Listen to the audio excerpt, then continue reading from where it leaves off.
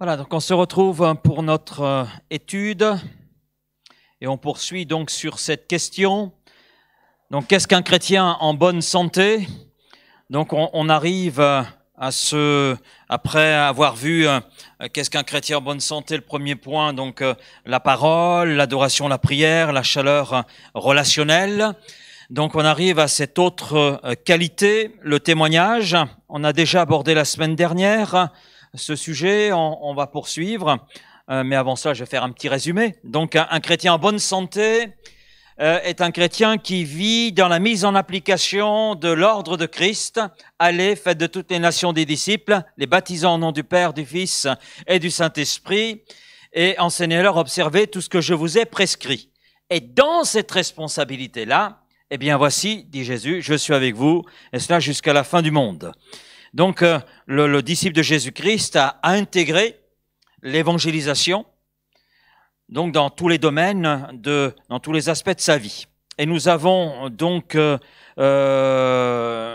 vu cette question du témoignage en posant 4 questions. On répond à une question avec des questions. Donc la première question, c'est que dit la Bible au sujet du témoignage? C'est ce que nous avons déjà vu.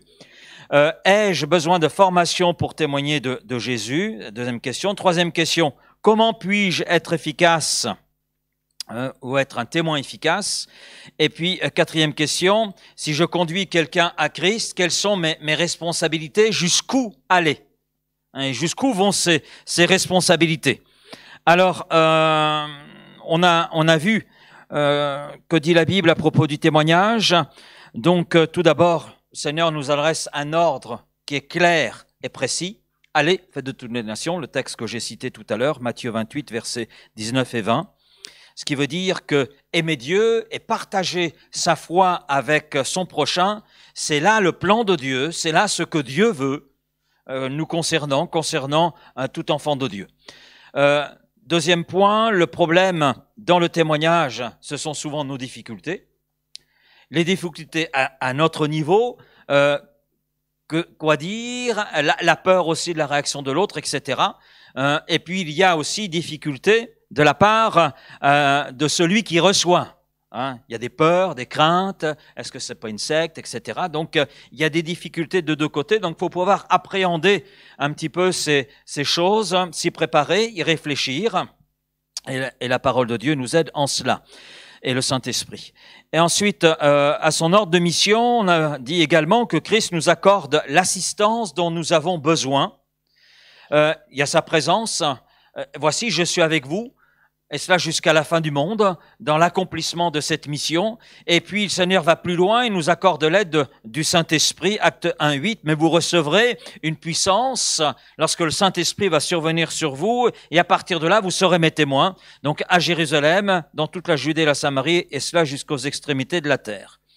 Ça, c'est la réponse que nous avons donnée à la première question. La deuxième question, ai-je besoin d'une formation pour témoigner de Jésus? C'est vrai qu'il est toujours bon de suivre une formation sur l'évangélisation, de lire un livre sur le sujet, c'est toujours enrichissant, c'est utile. Mais ce n'est pas ce qui fait le témoin. Ce n'est pas cela. On peut avoir suivi la meilleure des formations qui soit, avoir lu les meilleurs livres qui soient, si vous voulez des références, je pourrais vous en donner, mais ce n'est pas ce qui fait de nous un témoin. Ce qui fait de nous un témoin, c'est ce que nous vivons avec Jésus. C'est notre propre expérience avec lui. Ce que nous avons entendu, ce que nous avons vu, ce que nous avons touché, dit l'apôtre Jean, c'est ce que nous vous annonçons. Donc c'est du concret, c'est du vivant. Et les gens n'ont pas besoin d'un discours. Ce qui les intéresse, c'est ce que l'Évangile a produit dans notre vie. C'est de réalité dont ils ont besoin, et donc il y a un besoin urgent de notre témoignage. Et puis même si je ne parle pas, je témoigne. Si je ne dis rien concernant Jésus, mais que les gens savent que Jésus est mon Seigneur et Sauveur, qu'est-ce que je dis aux gens? Vous vous souvenez? Que finalement Jésus n'est pas si important que cela, parce que s'il était important pour moi, eh bien j'en parlerai.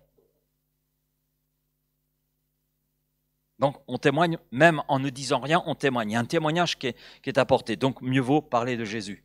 Si Jésus est vraiment l'essentiel dans notre vie, on a envie d'en parler, on a envie de le partager. Il faut s'attendre aussi à souffrir pour Christ, ça fait partie du témoignage. Et l'apôtre Paul le dit à ce jeune serviteur de Dieu, Timothée, souffre avec moi.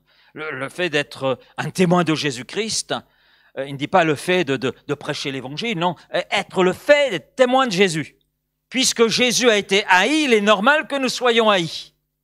On marche dans ses pas. Comme j'ai été haï, vous serez haïs. Comme le monde m'a haï, il vous haïra. Et c'est ce qui se passe.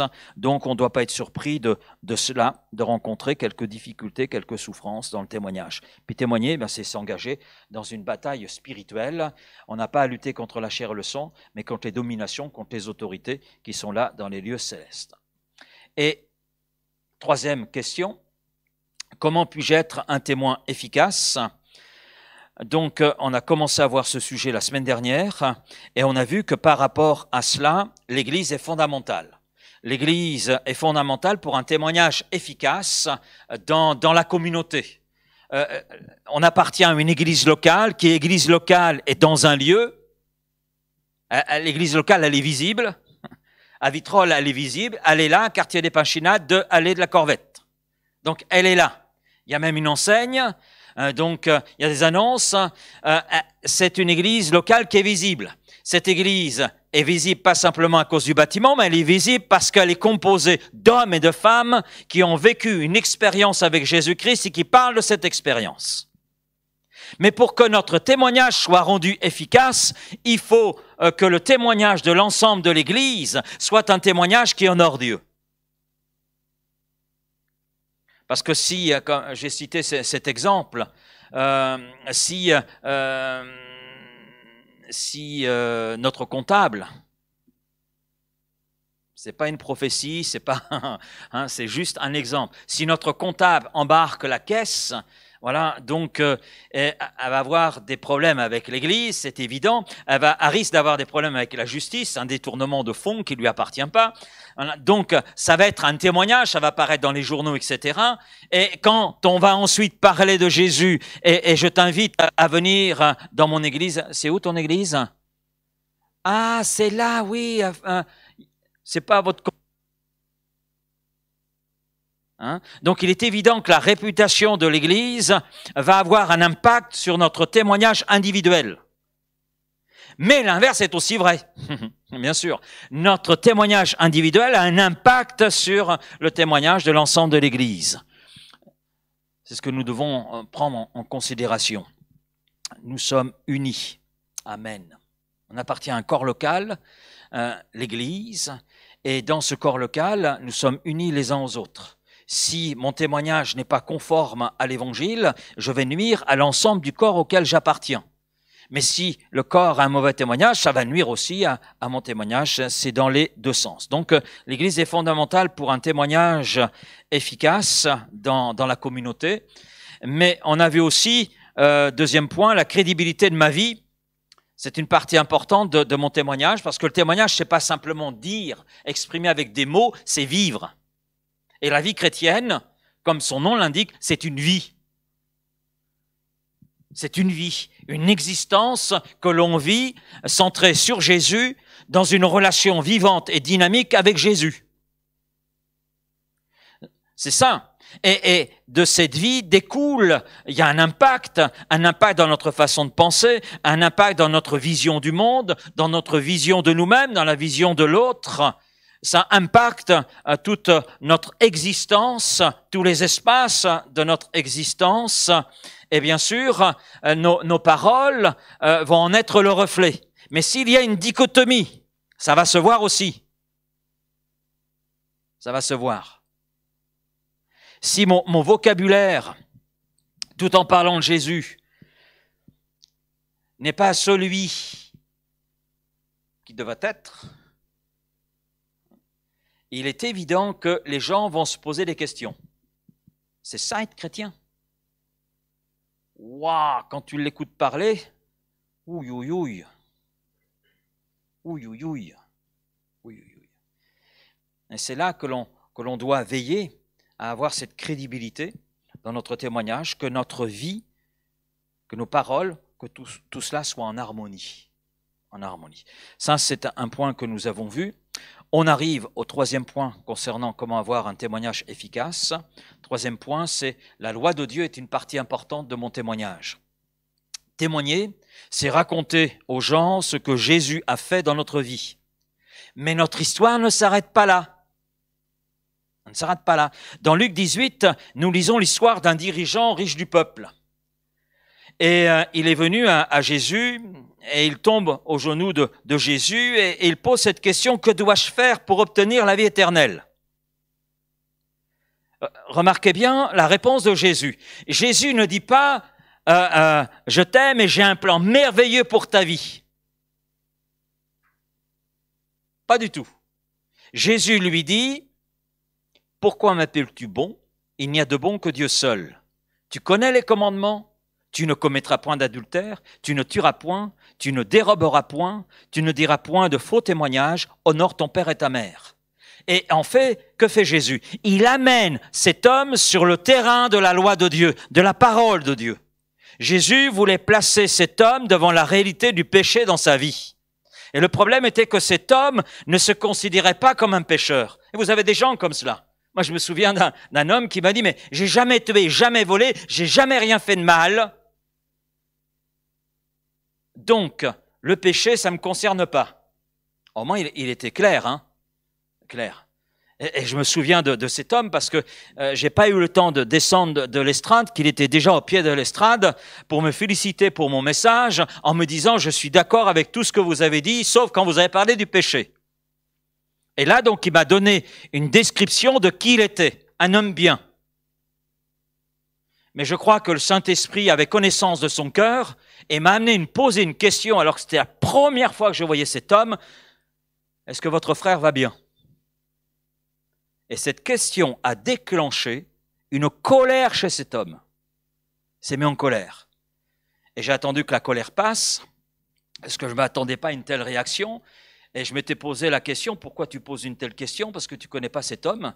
Mais je crois que c'était conduit par le Saint-Esprit qui lui connaissait le cœur de cet homme et voulait mettre en évidence une réalité, qu'il était pécheur. Réalité qu'il ne voulait pas admettre, mais qui était bien là. Et après sa colère, je lui ai dit: vous voyez, le péché là vous concerne. Et il est parti en colère. Mais il était placé devant la réalité de qui il était. Et ce que Jésus fait dans ce texte de Luc 18, c'est exactement la même chose. Il place cet homme devant une réalité, parce que cet homme se voyait comme une bonne personne, une personne parfaite en raison de ses œuvres, mais non pas par rapport à Dieu. Il cherchait un Jésus finalement qui le ferait se sentir mieux dans sa peau, qui le conforte quelque part dans le fait qu'il se voyait bien, un bon gars. Hein? Et si nous voulons être des témoins efficaces et véridiques, nous ne pouvons pas simplement dire aux gens que Dieu les aime. C'est vrai, mais c'est pas suffisant. C'est pas non plus suffisant de dire: Dieu a un plan merveilleux pour vous. C'est vrai, mais c'est pas suffisant. Si tout cela est vrai, c'est bien, mais pour entrer dans le plan merveilleux de Dieu, il faut prendre conscience du péché, se repentir. Parce que c'est le péché qui sépare l'homme de Dieu. Et il n'y a rien que nous puissions faire pour nous sauver. Jésus est le seul chemin, la seule issue à ce problème qu'est le péché. C'est en lui et en lui seul qu'on a le pardon de nos péchés, en lui et en lui seul que se trouve la restauration de notre relation avec Dieu, qui est touché, qui est marqué par rapport à notre désobéissance.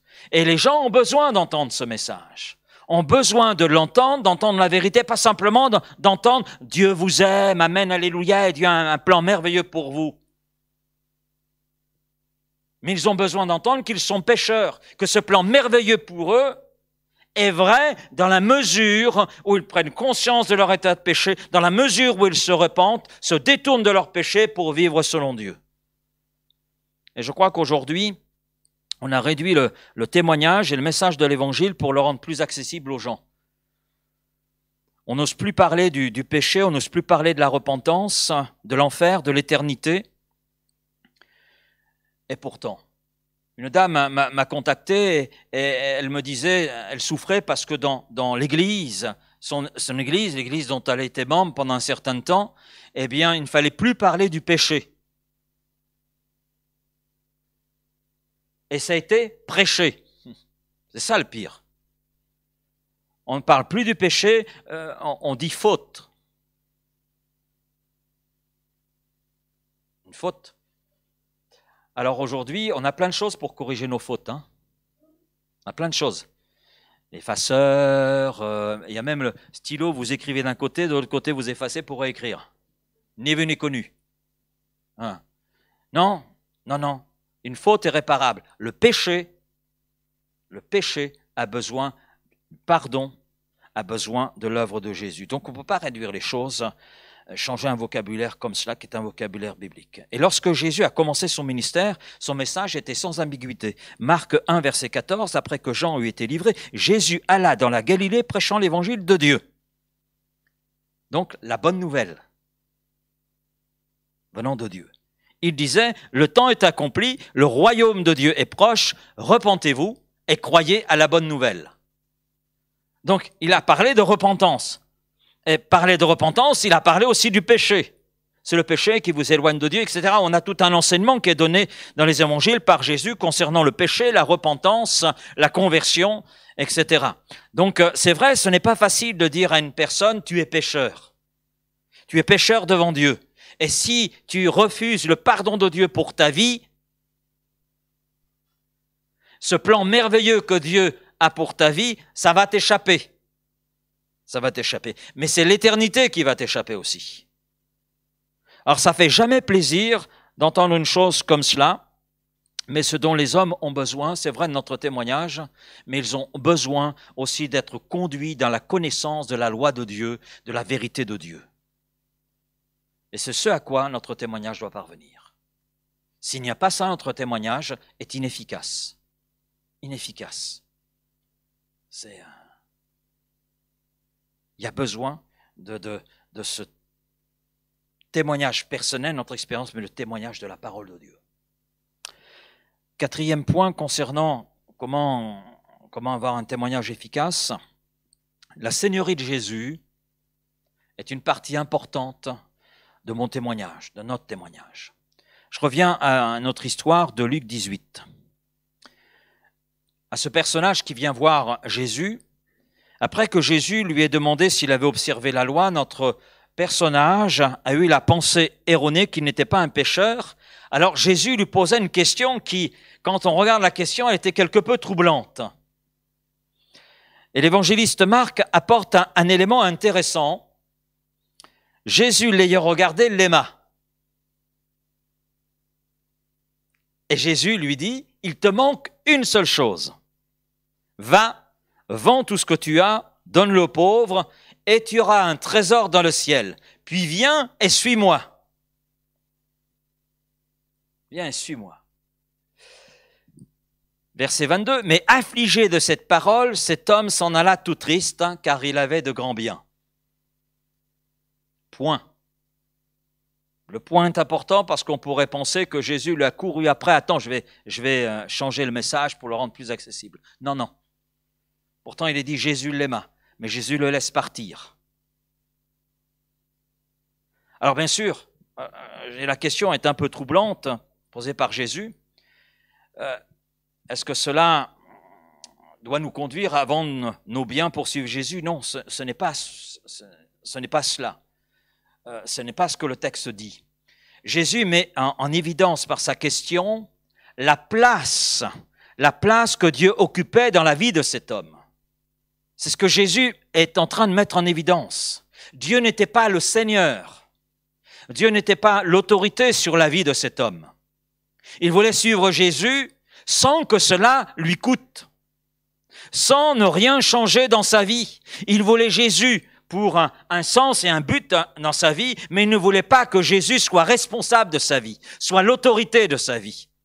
Il ne voulait pas que Jésus lui dise que faire de son argent. Il voulait rester maître de cette partie de sa vie.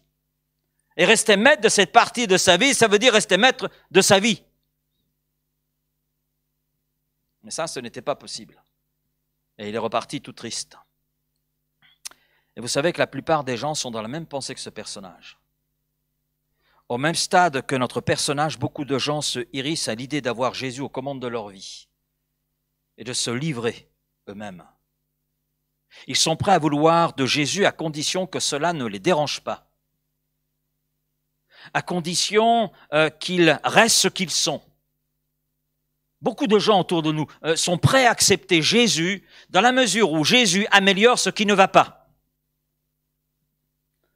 On est d'accord si tu viens pour améliorer ce qui ne va pas dans ma vie, pour le rendre meilleur. Pour le reste, c'est moi qui commande. Ah, mais ça ne marche pas. Jésus est soit le Seigneur de tout, ou le Seigneur de rien du tout. Il n'y a pas de demi-mesure, il n'y a pas de compromis possible. Dieu ne peut pas fonctionner comme cela. Jésus est le Seigneur qui change le cœur de l'homme pécheur, et il est le Seigneur qui veut prendre toute notre vie sous sa responsabilité et son autorité. Et Paul l'exprime en ces termes, Romains 10, verset 9, « Si tu confesses de ta bouche le Seigneur Jésus, et si tu crois dans ton cœur que Dieu l'a ressuscité des morts, tu seras sauvé. » Donc, le salut, c'est pas simplement accepter Jésus comme sauveur. Oui, il est le sauveur. Non, non, non, c'est offrir sa vie. C'est faire que Jésus soit le Seigneur, celui qui est l'autorité de notre vie. Et une évangélisation efficace ne se contente pas de présenter Jésus comme étant celui qui nous sauve de nos péchés, mais aussi comme celui dans lequel il est bon de confier sa vie, parce qu'il veut en être le Seigneur, l'autorité. Et lui sait où nous conduire. Ce n'est pas à l'homme quand il marche à conduire ses pas, parce qu'il ne sait pas où il va. Mais Dieu, quand il prend une vie entre ses mains, qu'il en est le Seigneur, il sait où conduire cette vie. Donc ça fait partie de notre témoignage. Placer la seigneurie de Jésus en évidence. 5e point, pour répondre à cette question. La dépendance à l'égard du Saint-Esprit est une partie importante de notre témoignage, de mon témoignage. Acte 16, verset 13, nous nous assîmes et nous parlâmes aux femmes qui s'étaient réunies.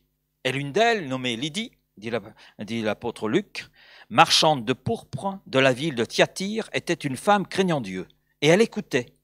Le Seigneur lui ouvrit le cœur pour qu'elle fût attentive à ce que disait Paul. Amen. Remarquez que Paul savait où trouver des gens se posant une question sur Dieu, avec une soif de savoir, et il trouve un groupe de femmes qui étaient là réunies, et à aucun moment nous voyons l'apôtre Paul manipuler qui que ce soit. Paul n'était pas un manipulateur, il était un prédicateur de l'Évangile.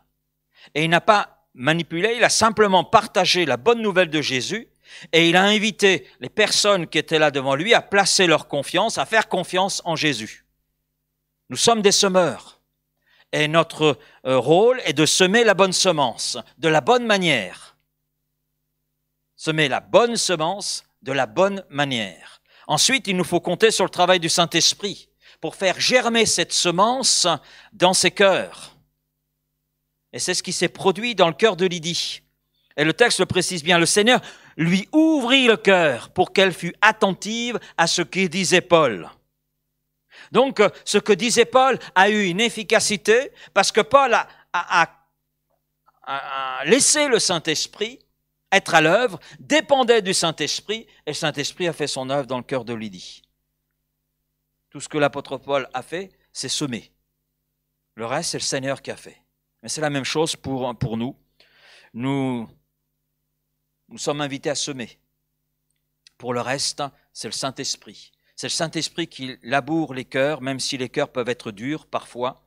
C'est le Saint-Esprit qui produit la conviction de péché dans un cœur, qui amène le cœur à recevoir cette bonne nouvelle parce que ce cœur prend conscience de son état de péché et il veut la changer, il veut la être transformé, il veut la entrer dans cette vie nouvelle avec Dieu. Nous ne pouvons pas changer les cœurs. Si j'en avais le pouvoir, je vous assure que je l'utiliserais. Déjà pour changer mon cœur. Mais ça, changer les cœurs, c'est le travail du Saint-Esprit, ce n'est pas le nôtre.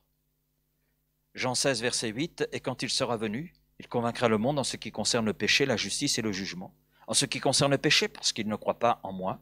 La justice, parce que je vais au Père et que vous ne me verrez plus. Le jugement, parce que le prince de ce monde est jugé. Donc dans le témoignage, c'est là quelque chose d'extraordinaire, nous sommes dans une collaboration étroite avec la personne du Saint-Esprit. Sans lui, notre témoignage n'a aucune efficacité. Mais il est efficace parce que nous collaborons avec le Saint-Esprit qui lui convainc les cœurs. Et dans ce tandem, je ne sais pas si vous avez l'occasion de faire du tandem, moi j'ai eu l'occasion de faire du tandem, donc pour une bonne stabilité d'un tandem, il faut que les deux pédalent. Il faut que les deux pédalent. Donc, et c'est celui qui est devant qui dirige. Celui qui est derrière, parce que celui qui est devant, donc c'est lui qui conduit, qui voit tous les obstacles. Quand vous êtes derrière, j'ai l'occasion de faire du tandem, et quand vous êtes derrière, donc vous êtes concentré sur les moindres gestes que fait votre partenaire qui est devant, et vous vous alignez sur lui. S'il se penche à droite, vous n'allez pas vous pencher à gauche. Sinon, ça va zigzaguer, vous allez partir dans les décors. Donc, il faut suivre le mouvement. C'est exactement ce qui se passe avec le Saint-Esprit. On est dans un tandem avec le Saint-Esprit, un tandem dans cette mission pour avoir un témoignage efficace. Si le Saint-Esprit va à droite, on va à droite. Amen. Parce que si on va à la gauche, de toute façon, on va, excusez-moi pour l'expression, on va se planter. Donc, si le Saint-Esprit est à gauche, on va à gauche. On suit la direction du Saint-Esprit, parce que c'est lui qui rend ce témoignage qui est le nôtre efficace. Amen. Allez, on continue. On continue avec cette quatrième question. C'est la dernière concernant cette qualité, témoignage, un chrétien en bonne santé. Si je conduis quelqu'un à Christ, quelles sont mes responsabilités? Jusqu'où vont ces responsabilités? Donc là, il est question d'un suivi, d'un accompagnement. Et dans ce cadre, je dirais qu'il y a deux cas de figure. Il y a deux cas de figure. Le premier cas de figure, il s'agit du suivi de la personne qui tergiverse. Vous connaissez certainement des gens qui tergiversent. Nous leur avons témoigné, mais elles n'ont pas encore fait le pas décisif. Elles sont là, sans il y a un jour oui, un jour non. Comment on dit en Normandie? Peut-être ben que oui, peut-être ben que non. Donc on est là, on tergiverse, on hésite. Et que faut-il faire dans de telles situations? Ça, c'est le premier cas de figure. Eh bien, je dirais que la première chose à faire, c'est prier. Prier. 1 Timothée chapitre 2, verset 1er, prier pour tous les hommes. Donc, c'est dans la volonté de Dieu que l'on prie. Et l'apôtre Paul nous invite à prier pour tous les hommes, et il relie la prière d'ailleurs au salut. Si vous relisez 1 Timothée 2.1, priez pour tous les hommes, parce que la volonté de Dieu, c'est que tous les hommes soient sauvés. Donc il y a un lien très étroit entre la prière et le salut. Ce qui veut dire qu'il est bon de prier pour le salut des hommes. Mais cela va aussi plus loin que la prière. Deuxième point, aimer la personne. Malgré le fait que l'homme riche est reparti tout triste, on remarque, et c'est Marc, l'évangéliste Marc qui le relève, Jésus l'aima. Jésus l'aima. Et Jésus nous dit d'aimer notre prochain comme nous-mêmes. C'est le deuxième commandement, dit Jésus, Matthieu 22, qui est aussi important que le premier. Qui premier, tu aimeras Dieu. Et ton prochain comme toi-même. Donc, il s'agit d'aimer la personne. Et quand une personne est aimée, elle le ressent. Elle le ressent. C'est chose qui touche, surtout dans notre monde actuel. Troisième point, c'est saisir les opportunités qui s'offrent à nous pour parler de Jésus. Accompagner la personne, c'est l'accompagner dans sa découverte de la Bible, découverte de la personne de Jésus. Et c'est avant tout à l'enseignement biblique et à la personne de Jésus que nous voulons que les gens s'attachent. Nous ne voulons pas les attacher à notre personne. Mon but n'est pas de vous attacher à ma personne. Vous risquez d'être déçus. Non, mon but, et c'est notre but à chacun, c'est d'attacher les personnes que nous suivons à la parole de Dieu, qui demeure éternellement, et à Christ, celui qui peut tout. Celui qui peut tout. Et celui qui a tout accompli à travers sa mort et sa résurrection.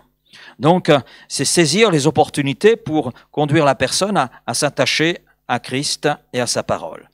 Et puis, il y a un point, il faut le souligner, c'est faire preuve de fermeté. Je dis cela parce que, quelquefois, devant l'entêtement de la personne, on pourrait être tenté de prendre un raccourci, d'accepter des compromis pour que le message soit acceptable. Je me souviens d'une dame qui est venue et elle me disait très franchement, pasteur, j'aime pas votre langage. Au moins, vous êtes exclusif. Ah, je suis exclusif. On a parlé ensemble, en quoi je suis exclusif? Oui, vous dites Jésus est le chemin. Ben oui, il n'y en a pas d'autre. Ah, vous voyez, vous êtes exclusif. Ben oui, je suis exclusif. Je vais pas vous dire qu'il y a plusieurs chemins. Ce serait vous conduire dans le mensonge. Parce que Jésus dit, je suis le chemin. Il ne dit pas, je suis peut-être un chemin parmi d'autres. Non, il est le chemin, il est celui qui nous conduit dans la connaissance du Père. Il n'y en a pas d'autre. Même si on dit que tous les chemins mènent à Rome, ça reste encore à prouver. Mais il n'y a qu'un chemin qui mène à Dieu. Il n'y en a qu'un. Et là, c'est pas une affaire de religion, etc. Non. Non. C'est une affaire de relation. De relation. Il y a confusion des fois entre les deux. La religion, c'est un système de dogmes établi par des hommes, alors que la foi, c'est le don de Dieu. Amen. Qui nous conduit à entrer dans une relation. Et cette relation avec Dieu, on y entre par Jésus-Christ qui est le chemin, qui est la porte. Donc c'est vrai, la parole de Dieu a un langage exclusif. Voilà. C'est vrai. Et ça ne plaît pas toujours. Mais on ne doit pas accepter les compromis. C'est de rendre le chemin de la foi plus accessible. Pas plus accessible. Oui, dans un sens oui. On doit parfois expliquer les choses, expliquer certains termes, parce qu'il y a un vocabulaire biblique. On l'a vu, la rédemption, l'adoption. C'est quoi? Voilà, donc on doit expliquer les choses. On peut utiliser un vocabulaire assez simple pour tout cela, mais on ne doit pas accepter le compromis ou rendre le message plus facile à entendre en enlevant certaines vérités. Non, non, non. Des choses qu'on ne peut pas enlever et qu'on ne doit pas enlever. Donc il faut savoir faire preuve de fermeté. Et la logique, avec le point 5, compter sur l'œuvre du Saint-Esprit. Oui. C'est le Saint-Esprit qui commande le péché, comme on l'a vu tout à l'heure, qui conduit la personne dans la repentance et dans la foi. Et il faut laisser le Saint-Esprit faire son œuvre. Parce que quelquefois, on est tellement tenté parce qu'on veut voir la personne connaître Christ, donc on bouscule un peu les choses. Et attention de ne pas se substituer à l'action du Saint-Esprit. Je me souviens de ma grand-mère maternelle qui a dit à ses filles, qui avait découvert Jésus-Christ et qui aimait Jésus-Christ, arrêtez avec ça. Le message était clair. Arrêtez avec ça. Si Dieu a quelque chose à me dire, il saura me le dire. Et effectivement, ma mère et ma tante ont cessé de parler de Jésus à ma grand-mère. Voilà. Parce qu'elles voulaient tellement bien faire. On comprend, c'est leur maman. Voilà. Forcer un peu le passage, se substituant à l'action du Saint-Esprit. Mais le Saint-Esprit a fait son rôle. Un jour, ma mère est arrivée après son travail et qu'est-ce qu'elle voit? Ma grand-mère perchée sur une chaise. Qu'est-ce que tu fais, mémé? Tu vois pas, je fais le ménage. En fait, il y avait les crucifix, il y avait un certain nombre d'images donc dans sa maison. Elle était en train de tout enlever, de mettre dans un sac poubelle. Voilà. Tout simplement parce que Dieu avait atteint son cœur. Le Saint-Esprit a fait son œuvre. Et ma grand-mère avait très bien compris, si Dieu a quelque chose à me dire, effectivement, il saura me le dire. C'est-à-dire, il saura trouver le chemin pour me dire les choses comme je dois les entendre. Et c'est ce qui s'est passé. Amen. Et faire preuve de sagesse, donc. Parce que la tentation, oui, comme je viens de le dire, c'est de forcer le passage. Mais ça, c'est au risque de braquer la personne, de l'éloigner de la vérité. C'est là que l'on doit vraiment compter sur le Saint-Esprit et laisser le Saint-Esprit faire son œuvre. Ça, c'est le premier cas de figure. Il y a le deuxième cas de figure. Il s'agit d'un suivi de la personne qui a fait le choix de suivre Christ. Alors, pourquoi sur un suivi? C'est comme pour un nouveau-né. Un nouveau-né est accompagné par sa famille, est accompagné par son père, est accompagné par sa mère, et c'est important pour sa croissance. C'est aussi crucial pour un nouveau converti. Il a besoin de cet accompagnement dans sa marche avec le Seigneur jusqu'à ce qu'il devienne un disciple. Parce que le Seigneur dit « faites des disciples ». Il ne dit pas « faites des membres d'église ». Il ne dit pas « faites des chrétiens ». Non, il dit « faites des disciples ». Un disciple, c'est quelqu'un qui reconnaît Jésus-Christ comme son sauveur, qui reconnaît Jésus-Christ comme son Seigneur et qui a la capacité à son tour de faire des disciples. Donc il y a une maturité qui est là. Mais il ne peut pas arriver tout seul à cette maturité.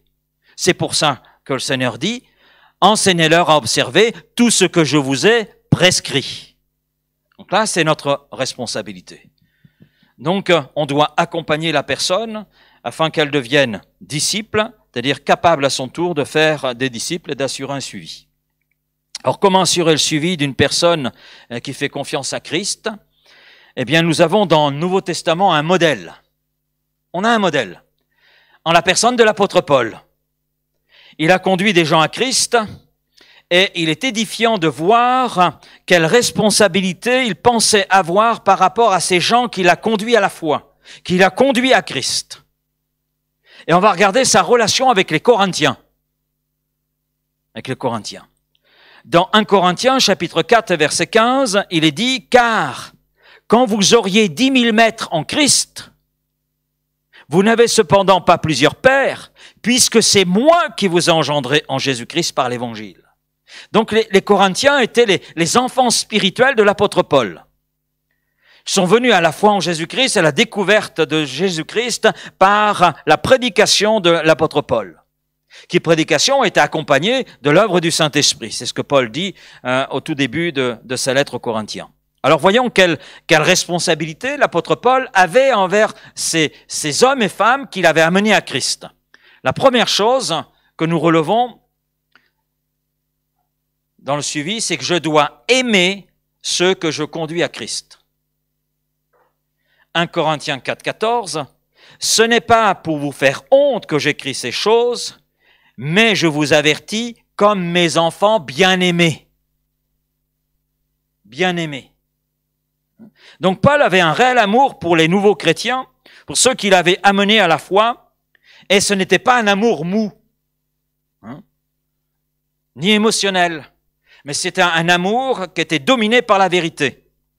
C'est le mot agapé qui est utilisé dans ce texte, dans ce verset. Donc c'est l'amour de Dieu déversé dans le cœur de l'apôtre qui l'a conduit à aimer ceux qu'il a amenés à Christ.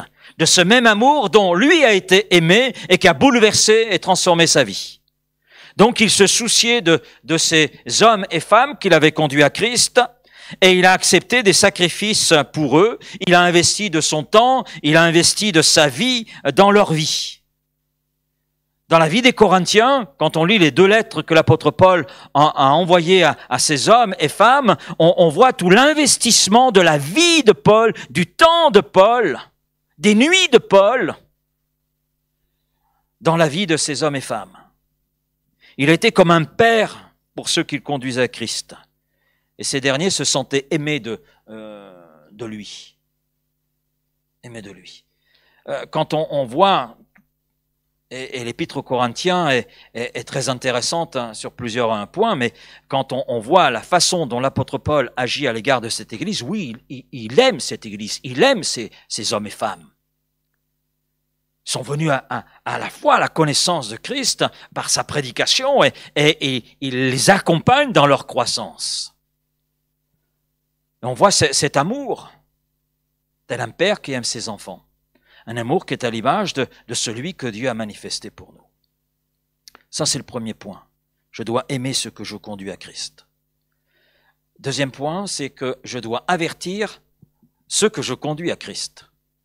Je reviens sur ce verset que j'ai cité tout à l'heure. Ce n'est pas pour vous faire honte que j'écris ces choses, mais je vous avertis.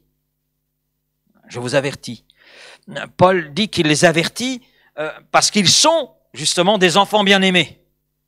Et le mot grec qui est utilisé et traduit dans cette version française par avertir signifie réprimander, recommander instamment.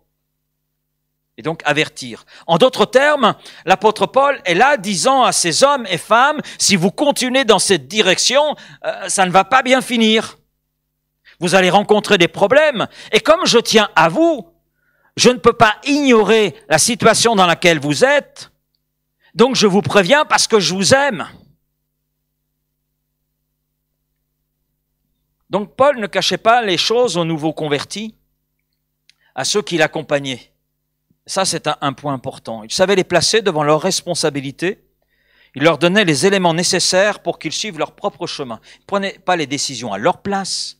Il leur donnait les éléments pour qu'ils fassent leur choix.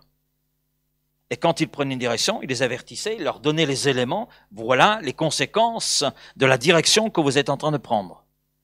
Si vous prenez cette direction, voilà les conséquences. Je vous présente les choses. Et présenter les choses, bien sûr, à la lumière des Écritures. Parce que Paul était un homme attaché aux Écritures, et c'est sur cette base-là que nous devons avertir. Bien sûr, Paul les prévenait et les avertissait avec amour, avec douceur, parce qu'il les aimait sincèrement. Et parfois, c'était aussi avec fermeté. Avec fermeté. Quand il apprend que certains arrivaient ivres pour prendre le pain et le vin, là, on voit la fermeté de l'apôtre Paul. Non, là, vous vous moquez de Dieu. Ne soyez pas surpris si au milieu de vous, autant de problèmes. Mais regardez ce que vous faites. Non, mais réagissez là. Réagissez, souvenez-vous de ce qui a été apporté. Donc, il savait les placer devant leurs responsabilités, les avertir. Troisième point, je dois passer du temps avec ceux que je conduis à Christ. Une grande partie du suivi des nouveaux chrétiens consiste simplement à les inviter à prendre du temps avec vous. Ah oui. Finalement, à faire partie de votre vie. Alors ça, c'est un côté dérangeant, non? Non? Je me souviens, mes premiers pas dans la foi, et je me souviens de mon pasteur Guy Bergamini, qui est aujourd'hui auprès du Seigneur. Cet homme, les premières vacances que j'ai passées, c'est avec lui. Il m'a invité à passer les vacances avec sa famille. Et ces choses, j'étais tout jeune converti, et j'ai passé des vacances, je m'en souviens encore, comme si c'était hier, et je me souviens des moments sous la toile de tente, le matin, l'après-midi et le soir pour lire la Bible, étudier, puis en plus j'avais plein de questions. Et quand je revois avec le recul, mais je me dis finalement il n'a pas beaucoup profité de ses vacances. Parce que je lui ai mangé ses vacances. Je lui ai mangé ses vacances. Je lui ai mangé son temps de repos. Voilà.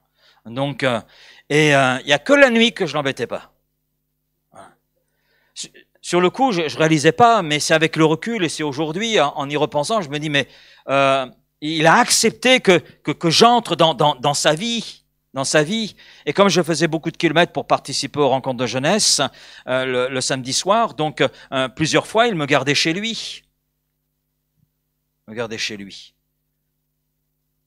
Et il a investi de son temps, il a investi de sa vie en moi, pour me permettre d'avancer dans la foi, répondre à toutes mes questions. Mais c'est ce que Paul a fait avec le temps. Et maintenant que je suis à la place qui a été la sienne à ce moment-là, j'ai dit oui, je comprends. Accepter d'être dérangé. Accepter que le nouveau converti entre dans votre vie. C'est pour ça que même la nuit, mon téléphone n'est jamais éteint. Ça fait partie de notre contrat avec Raphaël. le sien comme le mien, ne sont jamais éteints.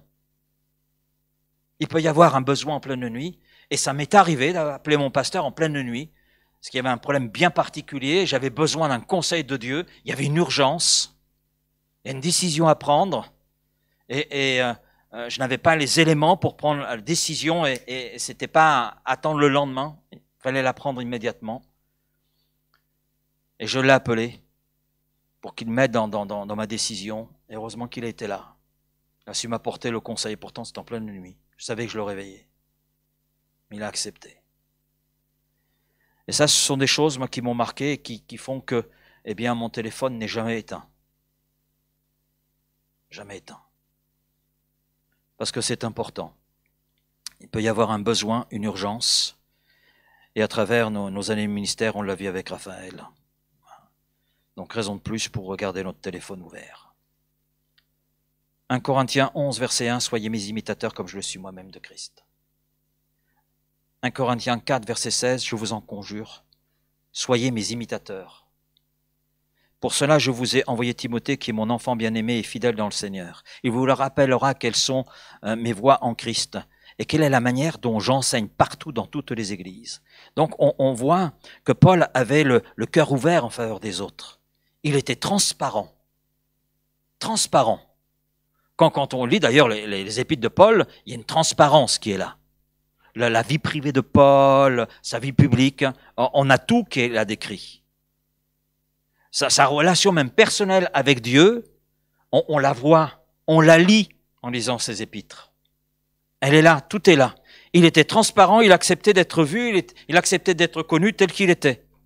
Et les nouveaux convertis pouvaient lire Christ dans la vie de Paul. Et ils en étaient édifiés. Et il était pour eux un modèle. Quelqu'un qu'ils pouvaient suivre pour ensuite aller plus loin, poursuivre et devenir eux-mêmes des modèles. Et ils découvraient la vie chrétienne en le regardant et en passant du temps avec lui. Et les nouveaux convertis regardent souvent les membres de l'Église, surtout ceux qui ont de l'expérience dans la foi. Les premiers pas dans le service, je les ai faits avec un ancien de l'Église.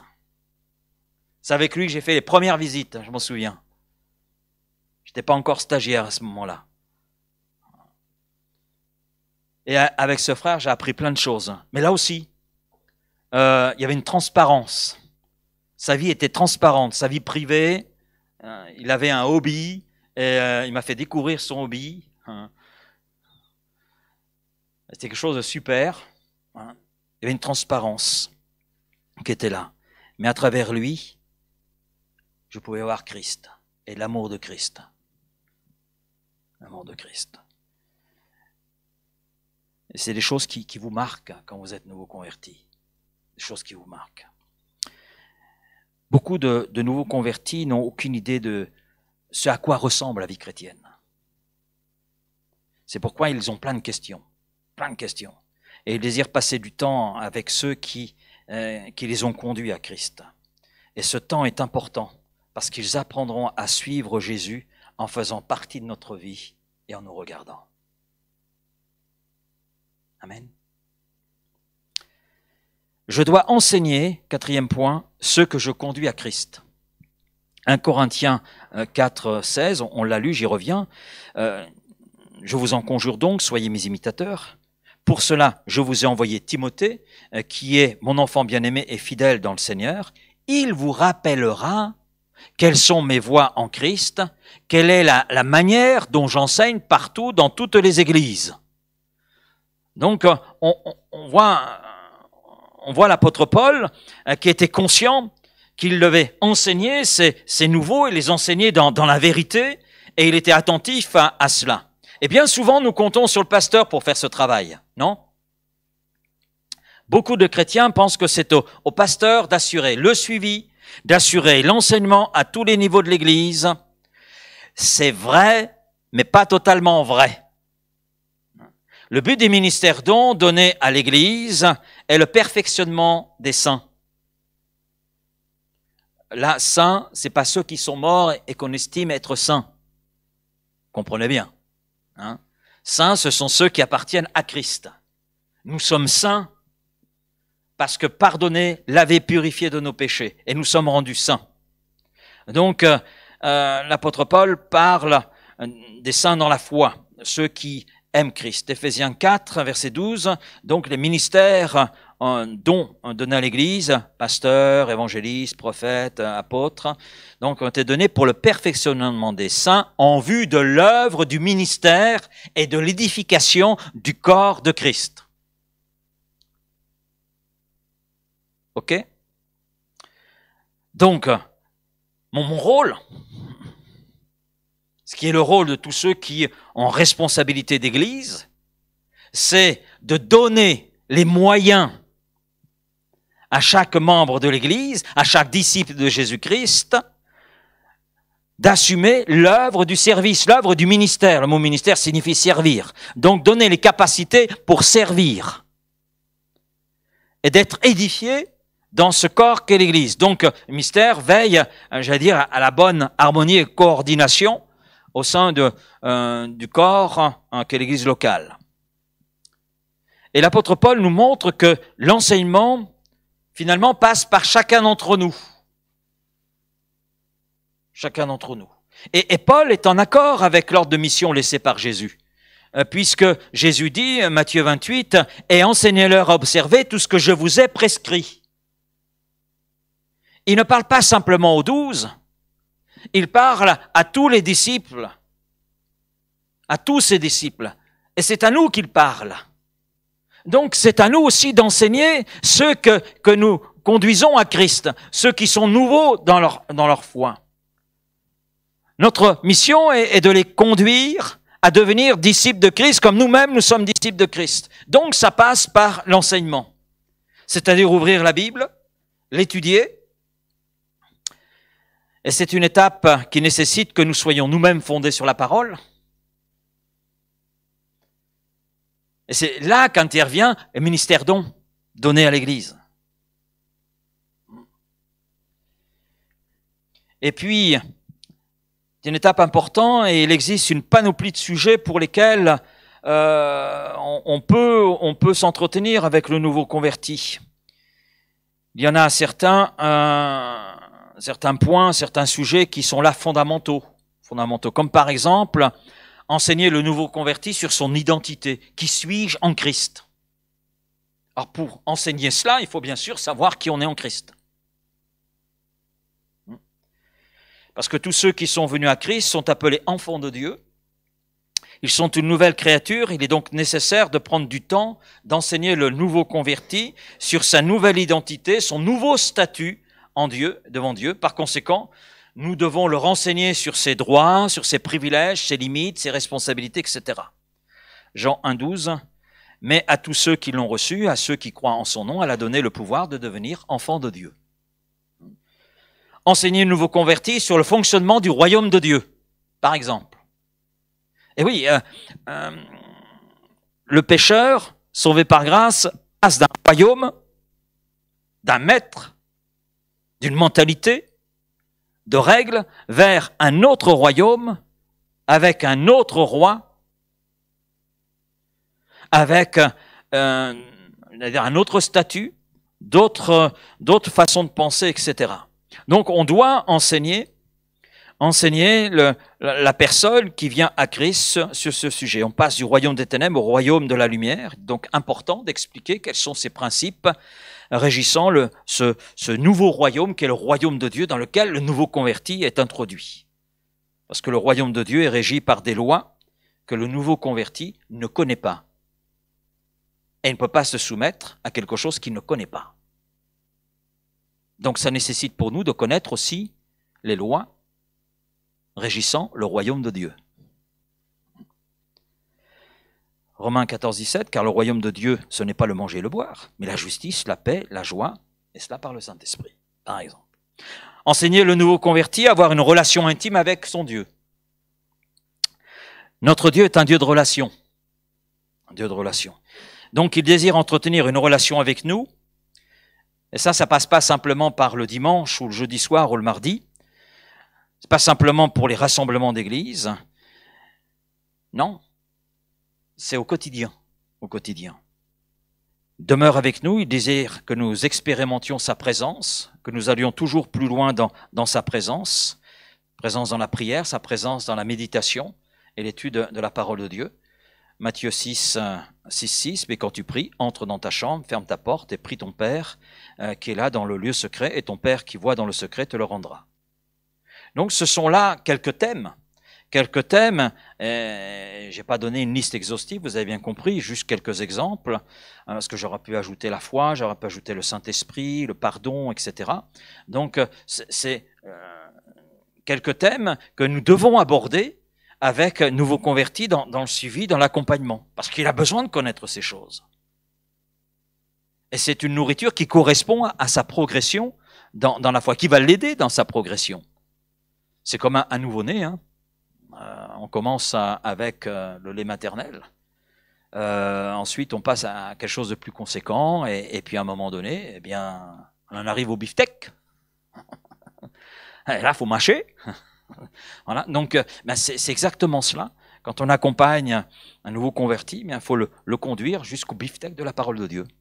Amen. Et de la foi.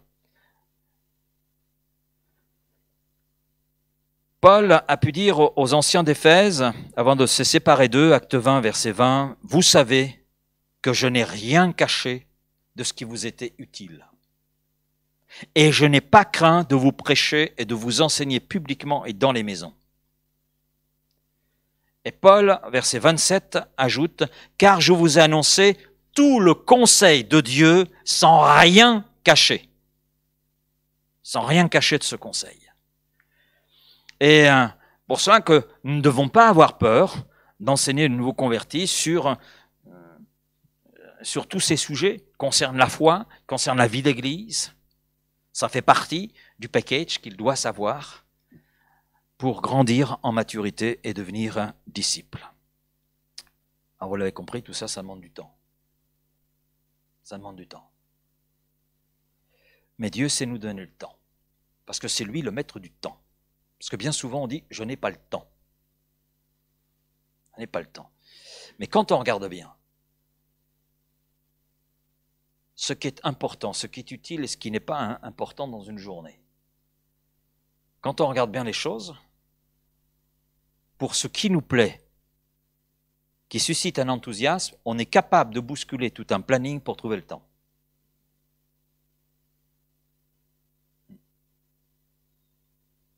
Moi, j'ai trouvé le temps pour aller jouer au bowling. Oui, j'ai réduit mon temps de prière. Voilà, je reste un peu plus longtemps à table. Voilà, parce que j'ai besoin de force. Non, je blague. Vous l'avez compris. Mais pour quelque chose qui nous passionne, toujours capable de trouver du temps. Vous l'avez remarqué cela? Moi, j'ai remarqué. Chose qui nous enthousiasme, qui nous passionne, on est capable de bousculer nos programmes, bousculer les choses pour trouver le temps. Mais je crois que Dieu veut nous aider à trouver le temps pour accomplir pleinement son œuvre et pour être ses disciples qui font des disciples. Amen. Et nous devons encourager le nouveau converti à suivre des programmes bibliques de l'église locale et puis être avec lui. Être avec lui. C'est important. Pas simplement lui dire « va là », l'accompagner. L'accompagner. Oui, si vous lui dites « va là » et que vous n'allez pas avec lui, il va se dire « si ce n'est pas important pour lui, pourquoi ça serait important pour moi ?» puisqu'il n'y va pas. Conclusion. Il nous faut conclure. Ne sous-estimons jamais l'impact de partager l'histoire simple de l'Évangile et d'ouvrir nos vies et la Bible avec les nouveaux chrétiens, les nouveaux convertis, ou ceux qui sont en découverte de la foi. Ne sous-estimons jamais l'impact. Ne sous-estimons pas non plus l'importance du suivi, d'accompagner la personne dans ses premiers pas, afin qu'elle progresse, afin qu'elle s'enracine en Christ. Le fait des disciples de Matthieu 28 s'attache à tous ceux qui sont disciples et pas simplement à ceux qui ont les ministères dons selon Éphésiens 1, 4 et versets 7 à 11. Non, ça passe par chacun d'entre nous. Amen. Amen. Nous avons tous un rôle, être disciples. Nous avons tous un devoir, être disciples. Amen. Et nous avons tout nécessaire pour l'être. Donc c'est à nous de l'être parce qu'on a tout entre les mains. On a tout. On a la parole, on a la présence de Christ, on a l'église locale. Et c'est important, je vous assure. Il y a une jeune convertie qui m'a envoyé un mot et qui m'a dit, pasteur, c'est quoi la Sainte Seine? Oui, pourquoi certaines personnes peuvent participer au partage du vin et pas les autres? Quand vous découvrez une église, que vous débarquez comme cela, il y a des choses qui se font, mais pourquoi ça se fait comme ça? Pourquoi moi j'y ai pas droit?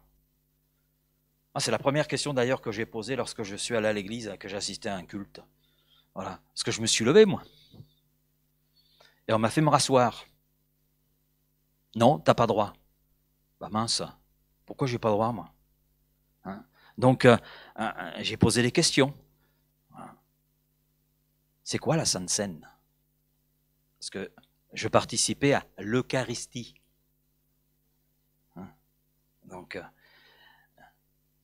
en plus, je servais la messe, puisque j'étais enfant de chœur pendant des années. Donc, et là, j'arrive dans une église. Non, t'as pas droit. Oh, mais ils sont durs avec moi, mince. Ils disent tous frères et sœurs. Donc, je suis pas leur frère. Oui, il y a des choses comme cela. Et on doit être capable d'expliquer. Nous qui appartenons à l'église après des années, on fait même plus attention à ces choses-là. On fait même plus attention. Voilà. Et quelquefois, en tant que frère, quand on distribue la Sainte Seine, il y a des gens, parce qu'on ne les connaît pas, ou parce qu'ils viennent comme ça à l'église, asseyez-vous.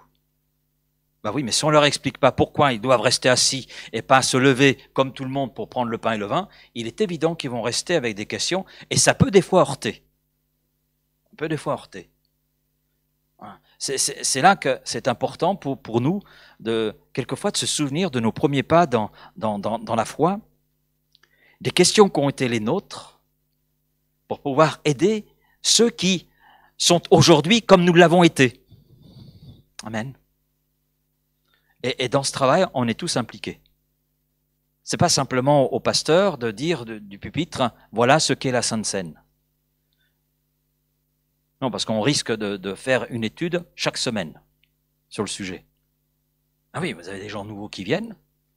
Donc, non, c'est à chacun pouvoir expliquer à ceux qui viennent, ceux que nous accompagnons, ceux que nous suivons. Donc ce sont des choses de notre responsabilité, et dans tout ça, le Seigneur nous aide. Amen. Amen.